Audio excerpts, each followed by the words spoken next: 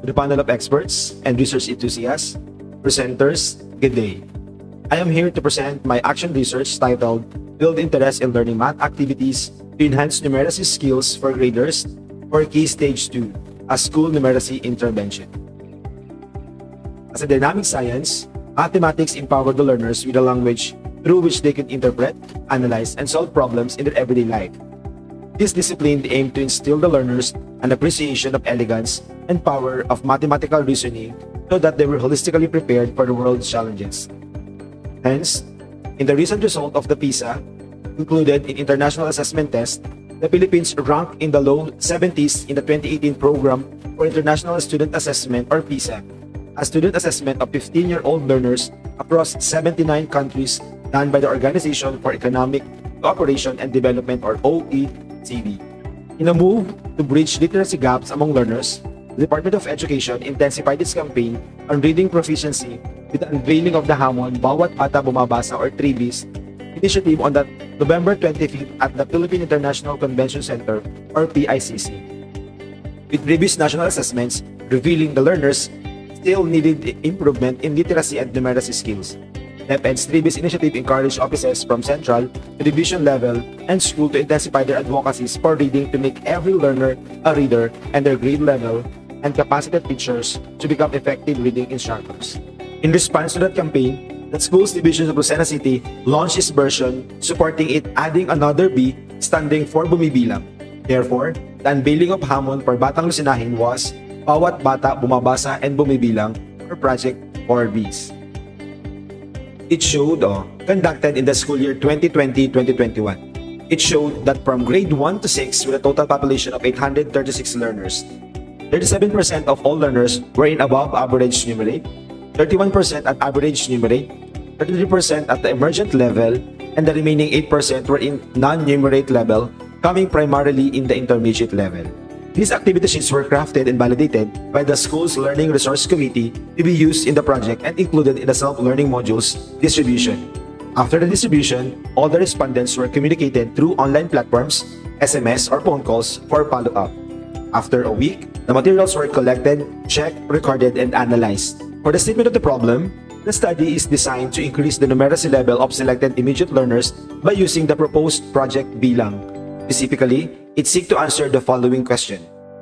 What is the numeracy level of the selected intermediate learners before and after implementing Project BILANG?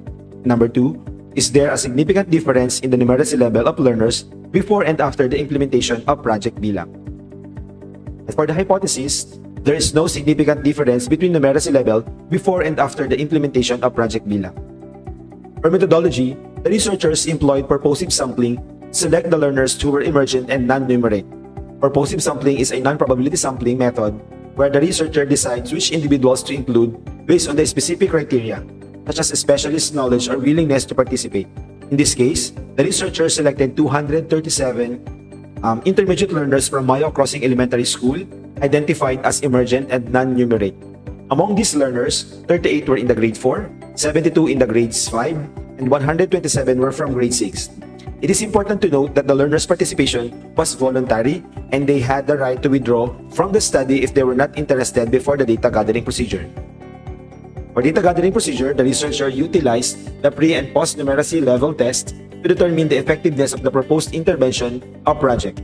These activity sheets were crafted and validated by the school's Learning Resource Committee to be used in the project and included in the self-learning modules. For the procedure of data collection, first, the study was promptly communicated to the School Research Committee for the study conduct. Similarly, the study participated were promptly communicated with and consent was obtained from their parents. Second, the researchers made activity sheets for the subgroup participants were distributed along with the weekly distribution and retrieval of modules. Third, the researchers conducted follow-ups through online platforms and phone calls. Fourth, the researchers made activity sheets were retrieved every Friday and checked every Monday according to the school's learning continuity plan disinfection protocols. Fifth, the result of the researchers made activity sheets were recorded and analyzed to provide additional information for the study. Furthermore, the remediation activities were provided for participants who failed to answer the researchers made activity sheets based on their level. And finally, the researcher waited for the numeracy level test, post-test, to determine the effectiveness of the Project BILANG intervention during the modular distance learning. For data analysis plan, the t-test, a widely used statistical analysis method, is a valuable tool for comparing the means of two groups and ascertaining the presence of a significant difference between them. Within the context of the present study, the researchers opted to employ the t-test to analyze the quantitative data gathering both before and after the implementation of the Project BILANG. This analytical approach was explicitly aimed in evaluating the extent of any notable changes observed in the measured variables about numeracy skills.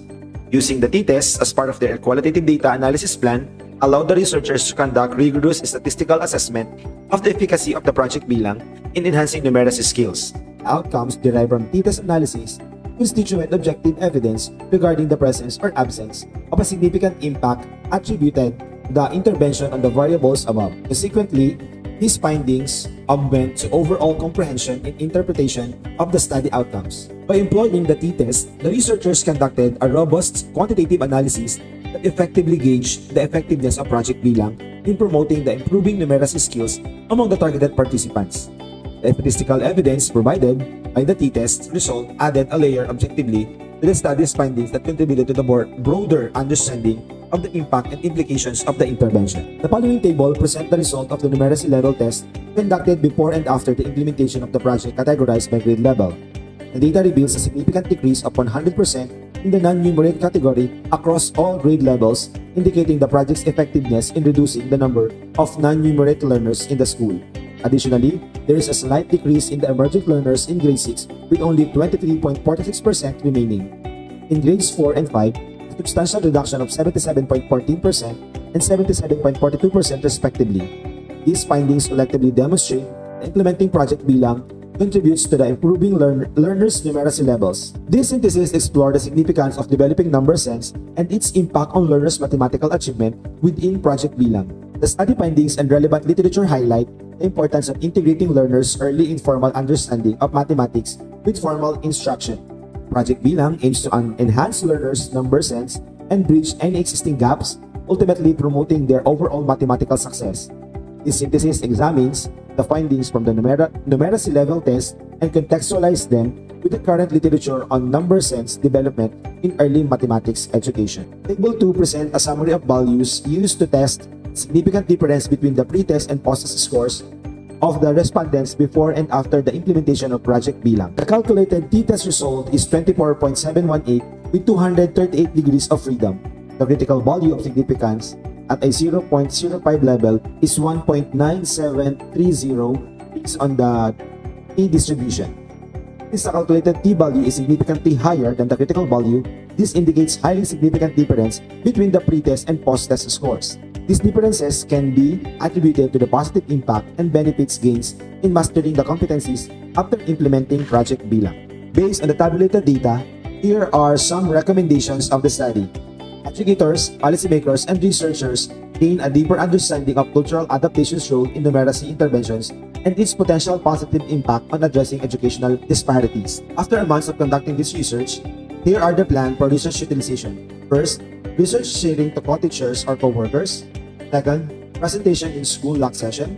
Third, use research output in teaching and learning process. Fourth, presentation through division research colloquium. And lastly, publication in the CRIS Research Journal of DepEd Lucena. Thank you. The proponent is now ready for your queries, comments, and recommendations. Good day.